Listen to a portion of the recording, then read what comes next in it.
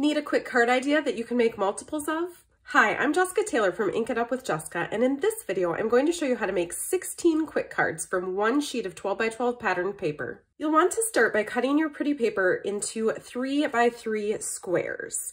Since it's a square, it doesn't matter which direction you cut your paper in first. You'll get 16 of these 3 by 3 pieces out of one sheet of 12 by 12 paper. You can make all 16 cards the same and put them together all at once. Or you can set these pieces aside and have pieces ready to grab when you have a few minutes to make a card.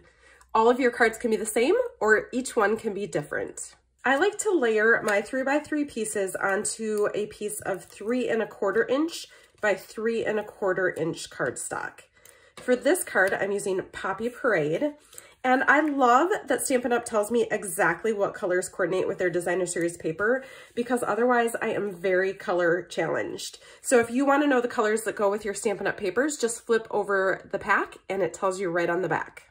I like to add a 4 inch by 5 1/4 inch piece of cardstock to the front of my card base. This one is embossed with the Timber 3D embossing folder. Because this is a 3D folder, my sandwich is going to be at number 1. My paper inside of my folder with the number 4 plate on top. Now this is for your cut and emboss machine. If you have a different machine, you might need to figure out what layers you need for that. If you don't want to emboss your piece of paper here, you could just use plain cardstock or another coordinating piece of pattern paper, or just eliminate this layer altogether. My card bases are almost always 5 1/2 inches by 8 1/2 inches, scored at 4 1/4 inches. Then I just line up the quarters, and I like to give it a nice crease with my bone folder. Then I'll just tape these layers together, and then I'll tape my square on top of that.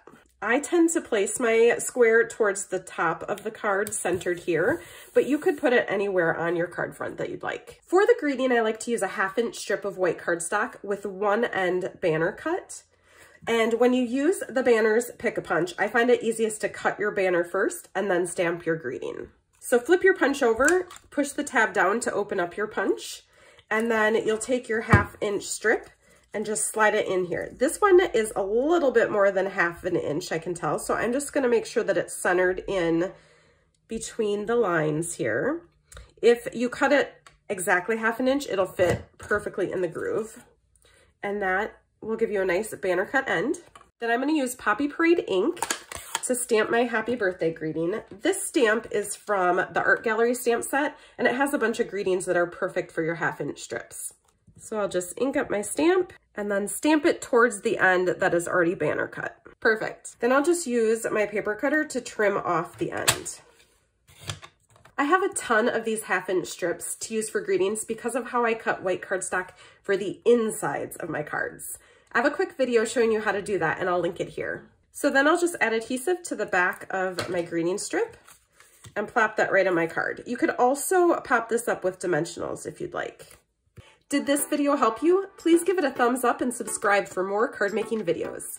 Now grab a piece of 12 by 12 pretty paper and make 16 cards like these with it. Happy stamping!